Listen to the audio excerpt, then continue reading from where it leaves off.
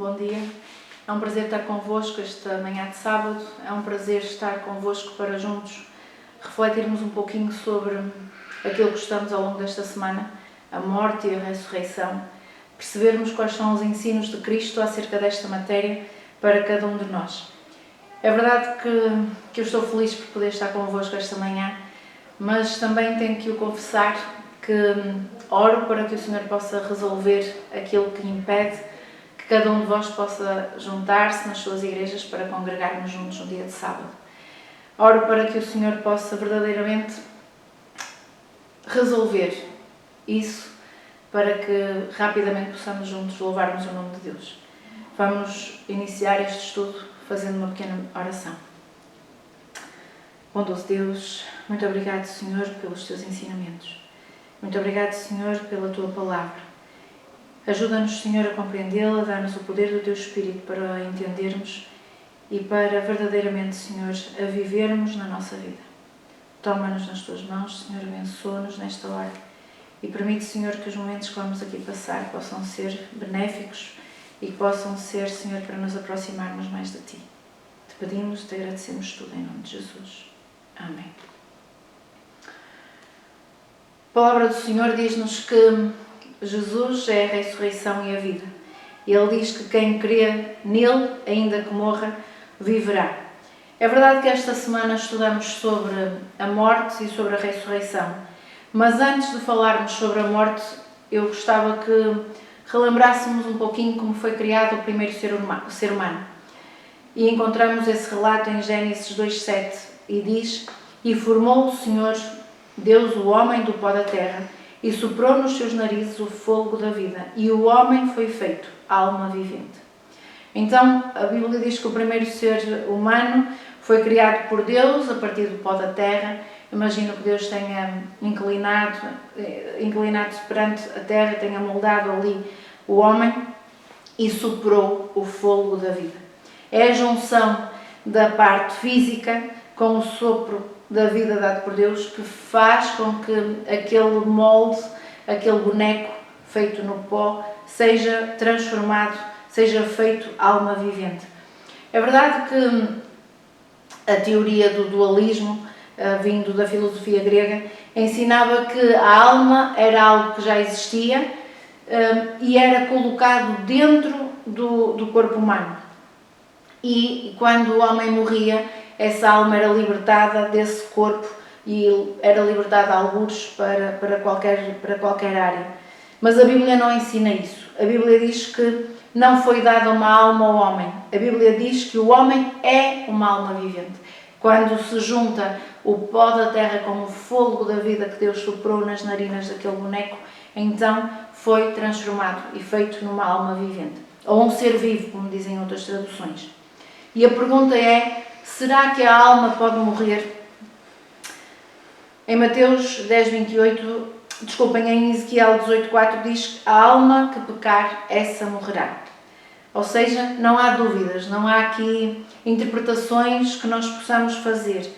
A Bíblia ensina claramente que a alma humana é mortal. E quando Satanás tentou Eva, as suas palavras foram: certamente não morrereis. E é verdade que com este engano que Satanás enganou Eva, ele usa este mesmo engano hoje para enganar e para fazer com que muitos crentes até pensem que no momento da morte as pessoas continuam a viver de alguma forma, seja uma forma mística, espiritual, mas há como que quando Satanás diz certamente não morrereis, alimenta no ser humano a possibilidade de outras vidas. Porquê que isto é perigoso? Podemos pensar, é apenas uma convicção que não é bíblica, é verdade, mas o perigo desta convicção é que não aproveitamos a vida, não vivemos a vida como o Senhor deseja que vivamos, porque entendemos que iremos ter outras oportunidades, iremos ter outras possibilidades, iremos ter novas vidas para evoluirmos, para melhorarmos, e a verdade é que este é um grande engano de Satanás, porque não é isto que o Senhor diz. A palavra alma é traduzida na Bíblia, quer no Antigo, quer no Novo Testamento, por vida, por respiração, pessoa, mente e outras palavras semelhantes. Mas a palavra alma na Bíblia nunca está associada à imortalidade. Só Deus, diz a palavra de Deus, só Deus é imortal. E também a Bíblia ensina-nos que o ser humano é um ser indivisível. Não há partes separadas que possam existir isoladamente. É verdade que quando olhamos para alguém nós conseguimos ter uma dimensão física, uma dimensão mental e espiritual, mas todas essas dimensões compõem um único ser humano e não podem existir fora, não podem existir como que de uma forma independente. São 3 prismas, 3 dimensões do ser humano, mas todas elas são necessárias para que o ser humano seja verdadeiramente o ser humano que o Senhor criou. Assim, o Senhor não ensinou que a alma e o corpo se podem separar. Em Mateus, e agora sim, em Mateus 10, 28, nós encontramos um texto que pode de alguma forma trazer-nos alguma confusão. E diz, em Mateus 10, 28, e podem acompanhar nas vossas Bíblias se assim o desejarem: E não temais os que matam o corpo e não podem matar a alma. Temei antes aqueles que podem fazer perecer no inferno a alma e o corpo. Parece que aqui vemos alguma oposição entre o corpo e a alma. Tal como os gregos acreditavam, parece que há aqui 2 aspectos opostos que compõem o homem, o aspecto imaterial e o aspecto material. Mas na realidade, a alma que Jesus afirma aqui que pode ser morta, não é a alma como o fôlego da vida, mas é realmente a pessoa completa, o ser humano na sua integridade, o ser humano esse que o Senhor deseja salvar e a todos dar realmente a salvação e oferecer a vida eterna. A alma, espírito e corpo não são componentes do ser humano, mas são realmente aspectos indivisíveis, são aspectos que se misturam de tal forma que são um só. Se calhar, tal como nós podemos não entender muito bem o que é a Trindade na sua componente, no seu Deus triuno, mas o mesmo Deus é composto pelo Deus Pai, Deus Filho, Deus Espírito Santo. Também podemos usar essa imagem para entender melhor então o ser humano com os 3 aspectos que o compõem na sua totalidade. Então, quando uma pessoa, ou uma alma, podemos dizer assim, quando um ser humano morre, o que é que acontece? E a palavra de Deus também não nos deixa dúvidas. Ele diz, em Eclesiastes 12, 27, diz: E o pó volta à terra como era, e o espírito volta a Deus, que o deu. Então, quando uma pessoa morre, dá-se o processo inverso àquele que nós encontramos na criação do ser humano. O pó da terra, ou seja, a parte material, volta para o pó e o sopro de vida dado por Deus volta realmente para Deus. Também chamado de espírito, volta para Deus, que foi Deus realmente que o deu. E nós vemos esse exemplo até no próprio Jesus. Quando ele, ao expirar na cruz, o próprio Filho do Criador do Universo, o próprio Deus Filho, diz: Pai, nas tuas mãos entrego o meu espírito. Este espírito, ou sopro de vida dado por Deus ao ser humano, quando ele está vivo, quando ele é um ser vivo, não é realmente não é algo consciente que possa permanecer após a morte. Este fôlego ou este espírito de vida é apenas a energia que nos move enquanto vivemos. E este só vem de Deus e só pode vir de Deus. E tal como Ele nos deu quando nos criou, quando nós crescemos, quando nós nascemos, também quando nós morremos, esse mesmo espírito, esse mesmo fôlego da vida volta para Deus e aquele corpo, agora sem vida, agora sem fôlego, é entregue novamente à origem, novamente entregue ao pó da terra. Normalmente nós, seres humanos, temos muita dificuldade em lidar com a morte. E alguns dizem que a morte é algo natural, porque aprendemos a conviver com ela, mas a verdade, a morte é uma intrusa na nossa existência. Quando Deus nos criou, não foi de todo para morrermos, não foi de todo para passarmos por essa experiência da morte, mas o Senhor não nos deixa desorientados ou perdidos, não sabendo o que é que nos espera após a morte. Então, nós na Bíblia percebemos, e o Senhor diz-nos claramente, que quando o seu amigo Lázaro morreu, é verdade que Jesus ficou triste, é verdade que chorou junto ao túmulo de Lázaro, mas ele disse às suas irmãs: Lázaro, o nosso amigo, dorme, mas eu vou despertá-lo do sono. Então, a morte não é algo que devemos sentir medo, não é algo que nos deve trazer quase e levar ao desespero, mas o sono é comparado pelo próprio Jesus a um sono. E temos a esperança de que esse mesmo Deus, esse mesmo Jesus, irá despertar-nos desse sono.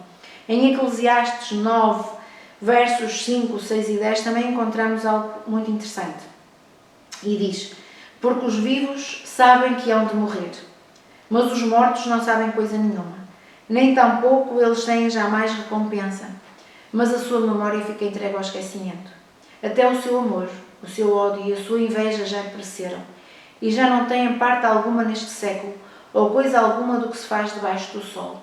E continua dizendo: tudo quanto te vier à mão para fazer, faze-o conforme as tuas forças, porque na sepultura, por onde tu vais, não há obra, nem indústria, nem ciência, nem sabedoria alguma. Jesus comparou a morte a um sono, e vários autores da Bíblia também o fizeram em diferentes ocasiões. Os mortos estão a dormir num sono sem sonhos, num sono que não tem consciência de nada, quase como que podemos dizer um desmaio, perdem a noção da realidade. Os que já morreram não sofrem, não se alegram, não falam, não pensam, simplesmente estão mortos, simplesmente estão a dormir. É verdade que muitos de nós, quase como um cuidado paliativo, dizemos: o teu querido que morreu agora está no céu, está a cuidar de ti, está a velar por ti. E isto é quase como uma mensagem para minimizar o sofrimento de alguém que nós amamos. Mas essa não é uma mensagem bíblica. O Senhor diz-nos claramente que os que morrem nada sabem, nada conhecem, nada podem acompanhar do que se passa com os seus queridos. Estão simplesmente a dormir, inconscientes de toda a realidade que se passa à sua volta. E essa consciência só irá ser recuperada quando Jesus ressuscitar, cada uma dessas pessoas, quando Ele vier realmente na sua segunda vinda. E é verdade que Marta e Maria estavam a sofrer porque o seu irmão tinha morrido, mas elas não tinham dúvidas acerca da mensagem que encontravam na Bíblia. E quando Jesus lhes diz que Lázaro está apenas dormindo e que ele irá ser despertado do sono, da morte, Marta diz: realmente, eu sei que ele vai ressuscitar na ressurreição no último dia. Para Marta, o seu irmão estava morto e estava a repousar na sepultura, de onde ele sairá um dia despertado do sono no grande dia da ressurreição dos justos. Marta não deixa dúvidas, ela acredita aqui realmente que Lázaro não está no céu, Lázaro não está junto de Deus, Lázaro não está já a viver no paraíso, mas ela tinha a consciência plena, porque conhecia a Escritura, que Lázaro estava dormindo naquela sepultura, que um dia, quando Jesus voltasse, iria ser realmente ressuscitado para então abraçar Jesus. Isto pode parecer duro para aqueles que acreditam de uma outra forma, mas esta é a realidade bíblica e esta é a razão que nos deve fazer realmente, cada dia, decidirmos por Jesus, para que um dia, quando nós, se Jesus não voltar antes, se descermos ao pó da terra, ou possamos fazer certos, com a firme convicção que um dia iremos ser despertados por Jesus, não para recebermos a morte eterna, mas para vivermos eternamente com Jesus. Várias pessoas usam a passagem da Bíblia que fala sobre o ladrão que entregou a sua vida a Jesus, o ladrão que estava do lado direito também, suspenso naquela cruz. Quando o ladrão o bom ladrão, como nós assim conhecemos, quando ele pede para que Jesus se lembre dele no paraíso, nós encontramos em Lucas 23, 43, a resposta de Jesus, que pode causar alguma confusão, e eu gostava que nós ficássemos com isto esclarecido. Em Lucas 23, 43 lemos: e disse-lhe Jesus, em resposta a esta pergunta, ou a esta entrega do ladrão na cruz, ele diz: em verdade te digo que hoje estarás comigo no paraíso. Muitas outras versões colocam a palavra hoje no final da frase, e fica então, e lemos da seguinte forma: e disse-lhe Jesus: em verdade te digo que estarás comigo hoje no paraíso. Só que temos que ir ao original, temos que ir à origem de todas as coisas. E no grego, a palavra original não tem, a frase não tem a palavra, a conjunção que. E esta palavra que foi acrescentada pelos tradutores, dá um conceito, dá uma ideia completamente diferente e no fundo uma ideia errada daquela que realmente o Senhor expressou ali. E então, retirando essa palavra que, porque não está no original, adicionando a pontuação que foi adicionada anos mais tarde, podemos ler: e disse-lhe Jesus: em verdade te digo hoje, estarás comigo no paraíso. Em verdade te digo agora, em verdade te digo neste momento, agora eu posso dizer-te que estarás comigo no paraíso. Quando? Não é hoje, não é agora, não é neste momento, mas é realmente no dia da volta de Jesus, no dia em que todos irão ressuscitar para ver esse Jesus voltar. No fundo, Jesus não estava a prometer ao ladrão que ele iria naquele dia para o céu. Mesmo a sofrer na cruz, aquele homem aceitou arrepender-se e confessar a sua fé em Cristo. E naquele momento, Jesus deu-lhe a certeza, naquele momento de dor e de sofrimento, Jesus deu-lhe a certeza que um dia ele estaria no céu com o seu Salvador. Podemos perguntar, mas como é que podemos ter a certeza que Jesus estava a dizer que um dia ele estaria com ele no paraíso e não seria naquele mesmo dia? Vamos procurar um pouquinho mais na própria Bíblia. E nós sabemos, porque diz o relato bíblico, diz a história também, que Jesus, após ter morrido, ressuscitou ao terceiro dia. E quando ele ressuscitou, no domingo de manhã, ele encontrou ali Maria Madalena, que tinha ido ao sepulcro para cuidar do corpo de Jesus.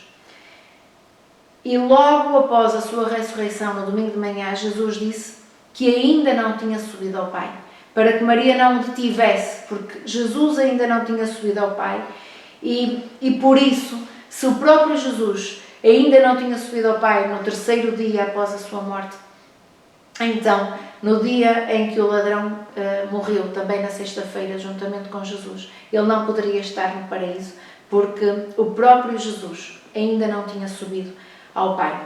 Nós devemos procurar, e a Bíblia explica-se ela mesma, nós devemos procurar o texto, o contexto e vários textos para tentarmos perceber realmente qual é a mensagem que a Bíblia tem para nós. Podemos ver a ressurreição como algo que nos faz tremer, que nos faz ter medo, ou algo que nos dá esperança, e é esta esperança que o Senhor tem a oferecer para nós, a esperança da ressurreição. Em Daniel 12, 13, na última parte, nós lemos o seguinte: uma garantia que foi dada a Daniel: descansarás, e ao fim dos dias te levantarás para receber a tua herança. O texto está claramente a falar de morte, descansarás, e no final dos dias irás ser levantado para receber a tua herança, ou seja, está a falar da ressurreição. Alguns na cidade de Salónica estavam muito tristes e ficavam tristes com a perda dos seus queridos, tal como nós também ficamos tristes quando perdemos alguém que amamos. Mas eles estavam verdadeiramente angustiados em relação ao destino que os seus entes queridos tinham, ou teriam. Alguns acreditavam que somente os que estivessem vivos, quando Jesus voltasse, iriam para o céu. Outros e embora no tempo de Paulo existissem muitas religiões que acreditassem na vida após a morte, havia muitas pessoas que não tinham qualquer esperança para além do túmulo. E em resposta a todas estas questões, a todas estas dúvidas, nós encontramos um texto em 1 Tessalonicenses, é um texto um bocadinho longo, mas que é realmente muito esclarecedor e eu gostava de ter a vossa atenção para ele. Paulo diz literalmente isto: não queremos, porém, irmãos, que sejais ignorantes com respeito aos que dormem, para não vos entristecerdes como os demais que não têm esperança. Paulo não falava apenas para os seus irmãos de Tessalónica. A mensagem de Paulo pode chegar a cada um de nós hoje, que não sabe muito bem o que é que acontece aos nossos queridos quando eles morrem. Então, Paulo não quer que nós sejamos ignorantes em relação a isso, para não ficarmos tristes, como aqueles que não têm esperança. E ele continua: pois se crermos que Jesus morreu e ressuscitou, assim também Deus, mediante Jesus, trará em sua companhia os que dormem. Ou ainda vos declaramos por palavra do Senhor isto: nós, os vivos, os que ficarmos até à vinda do Senhor, de modo algum precederemos os que dormem. Porquanto o Senhor mesmo, dada a sua palavra de ordem, ouvida a voz do arcanjo e ressoada a trombeta de Deus, descerá dos céus, e os mortos em Cristo ressuscitarão primeiro. Depois nós, os vivos, os que ficarmos, seremos arrebatados juntamente com eles, entre nuvens, para o encontro do Senhor nos ares. E assim estaremos para sempre com o Senhor. Consolai-vos, pois, uns aos outros, com estas palavras. O Senhor diz-nos claramente para não ficarmos tristes, por não sabermos o que acontecerá àqueles que já dormem no pó da terra. Eu gostava de que pensássemos um bocadinho neste pormenor. Quando o texto diz que Deus trará consigo em sua companhia os que dormem, não quer dizer que Deus trará do céu aqueles que já lá estão. Deus não trará os cristãos ressuscitados para a terra quando Jesus voltar. Em vez disso, o que este texto quer dizer é que, tal como Deus fez com Jesus, quando ressuscitou do túmulo, naquele domingo de manhã, quando de novo inspirou nas narinas de Jesus o fôlego da vida para que ele pudesse ser liberto da morte, também é o mesmo Deus. Tirará do sepulcro, tirará do sepulcro aqueles que já morreram e juntamente com os vivos, então os levará para o céu. Será a ressurreição que precederá a sua ascensão ao céu. Não é a pessoa morre, vai para o céu e quando Jesus voltar irá trazê-los novamente. Não é isso que o texto nos diz.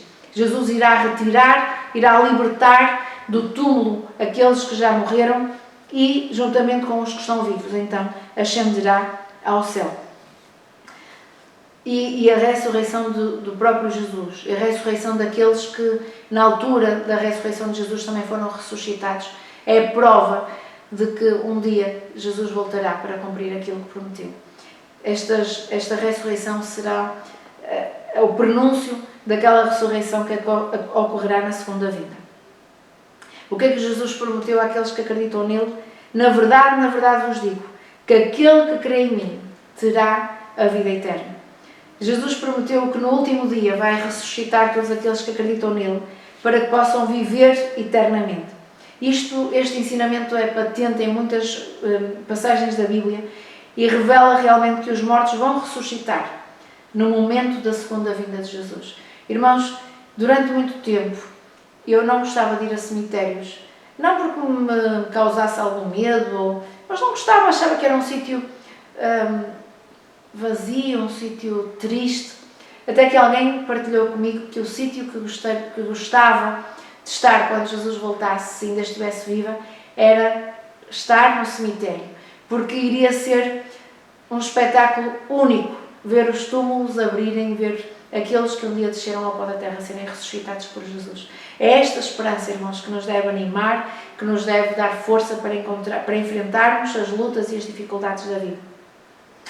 É verdade que a palavra de Deus fala de duas ressurreições e a Bíblia ensina claramente em João 5, 28 e 29, não são palavras minhas, e diz: não vos maravilheis disto, porque vem a hora em que todos nos sepulcros ouvirão a sua voz. Todos irão ser ressuscitados. E os que fizerem o bem sairão para a ressurreição da vida, e os que fizerem o mal para a ressurreição da condenação. A Bíblia ensina claramente que Deus vai julgar a vida de todos os seres humanos, decidindo assim o destino eterno de cada pessoa. A execução da sentença não tem lugar imediatamente após a morte de cada um, mas somente após a ressurreição. Até este momento, tanto os salvos como os perdidos dormem inconscientemente no pó. A ressurreição por si só também não é uma recompensa nem é um castigo. A ressurreição é a condição prévia para recebermos a vida eterna ou a condenação. E queira Deus que cada um de nós possa verdadeiramente receber a vida eterna. Jesus diz que há então 2 ressurreições. E o destino de cada um de nós será decidido com base na qualidade moral das nossas obras. E podemos pensar, mas então, Raquel, tu estás a enganar-nos, porque nós aprendemos e a palavra de Deus diz-nos que as obras não salvam. Pelo contrário, Jesus ensinou-nos claramente que a salvação depende exclusivamente da nossa fé em Jesus como nosso Salvador pessoal. Mas a verdade, irmãos, é que as obras revelam se a nossa fé em Deus é genuína ou não.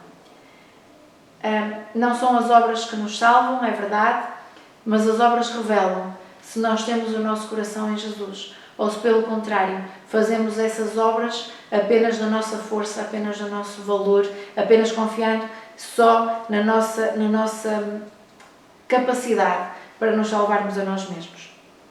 Queira Deus que cada um de nós possa estar morto nas ofensas e nos pecados, estarmos mortos para o pecado, mas vivos para Deus em Cristo Jesus. Queria só tocar mais 2 aspectos para terminarmos o estudo desta manhã, porque também Satanás introduziu na doutrina cristã o conceito de inferno e baralhou todas as coisas para simplesmente deturpar a mensagem bíblica, a mensagem do Senhor. E o próprio Cristo esclarece-nos acerca do inferno. Nós encontramos a palavra Hades ou a palavra Sheol e elas simplesmente significam sepultura, o lugar para onde todos vão ao morrer, sem qualquer condenação, sem qualquer castigo, sem qualquer recompensa. Sheol é simplesmente a sepultura, o pó da terra, onde nada acontece, não há consciência de nada. E quando nós, na palavra de Deus, encontramos a parábola do rico e do Lázaro, às vezes usamos esta parábola para justificar que o inferno existe, que verdadeiramente os mortos vão para o céu se são bonzinhos ou vão para o inferno se se portam mal, logo após a morte. Contudo, se nós analisarmos o contexto desta parábola, torna-se evidente que Jesus estava apenas a usar esta história que possivelmente já existia, possivelmente já era uma história do dia-a-dia das pessoas e Jesus fazia isto quando usava uma parábola. Ele usava o conhecimento que as pessoas tinham para dar um ensinamento diferente.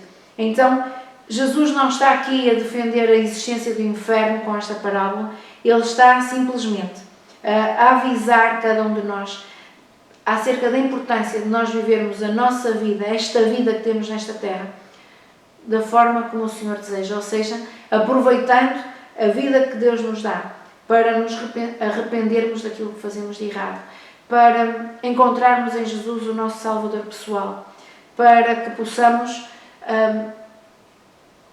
a quando da nossa morte, termos o nosso saldo com o Senhor de tal forma que não tenhamos realmente medo de enfrentar essa morte.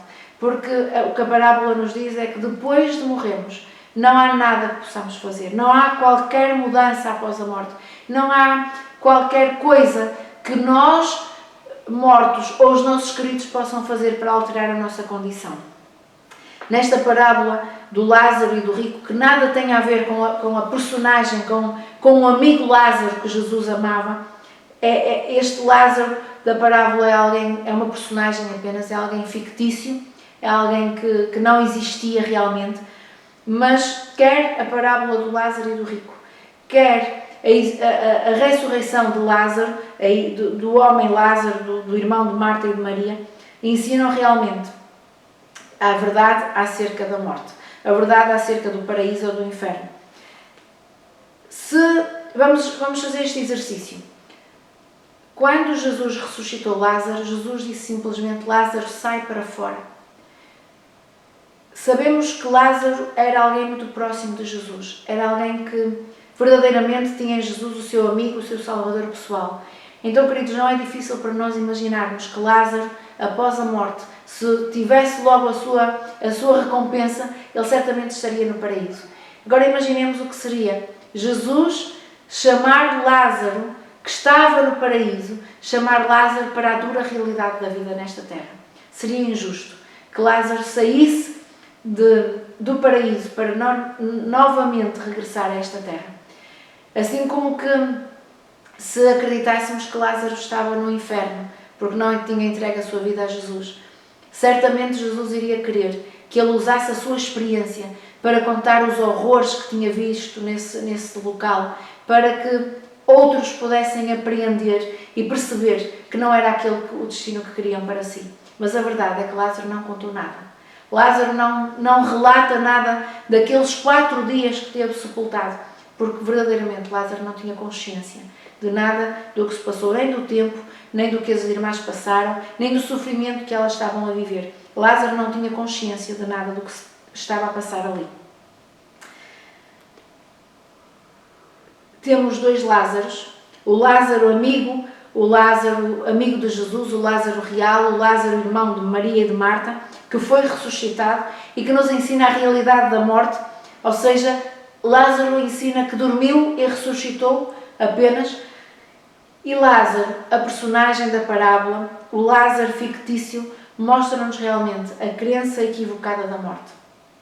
Como que, dizendo claramente, esta personagem diz-nos claramente que não há nada que possamos fazer, não há nada que o próprio Deus possa fazer depois de morrermos para alterar aquilo que iremos receber como recompensa, seja a vida eterna ou seja realmente a morte eterna. A verdade, isto deve-nos animar, eu sou otimista por natureza, e Deus faz-nos realmente, apesar das lutas difíceis da vida, Deus quer que sejamos filhos que acreditam, que têm esperança apesar de tudo. E Cristo venceu a morte.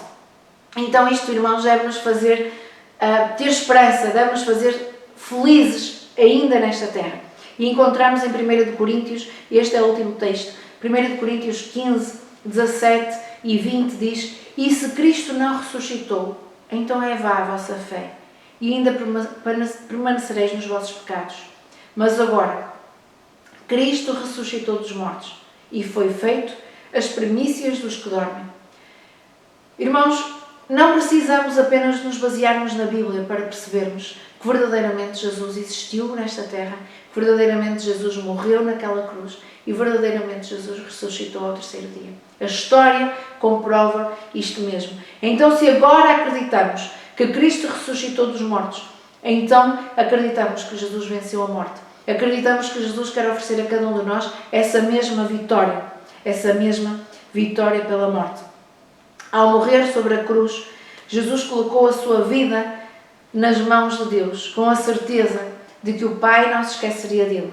Então nós também, irmãos, podemos ter a certeza de que Jesus não se esquecerá de nós, se nós nos colocarmos, se nós colocarmos nele a nossa confiança.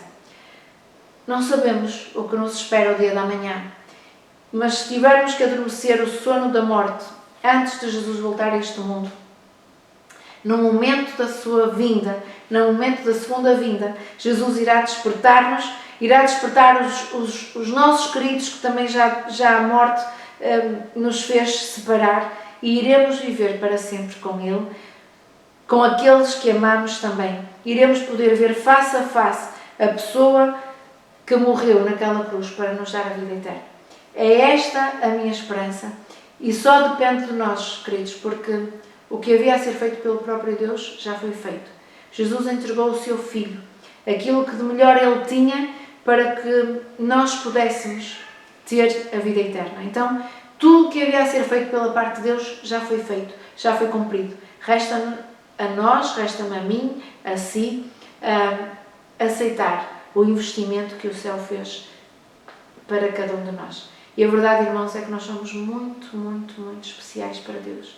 E a verdade é que ninguém poderá ocupar o nosso lugar naquela grande mesa que o Senhor prepara para fazer aquela grande ceia connosco, a santa ceia que está prometida que Jesus irá fazer depois da sua vinda com todos aqueles que são salvos. Ninguém poderá substituir ninguém.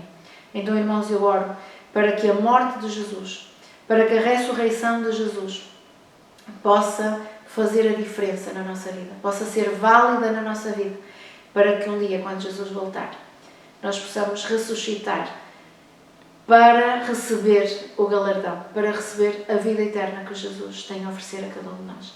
Que Deus nos abençoe grandemente, que Deus nos ajude a cada dia decidirmos de acordo com o plano que o céu e que o Senhor tem para cada um de nós. Que Deus nos ajude nesta caminhada e possamos preparar-nos cada dia para esse encontro com Jesus nas nuvens. É a minha oração para mim e para vós. Que o Senhor nos abençoe grandemente. Amém.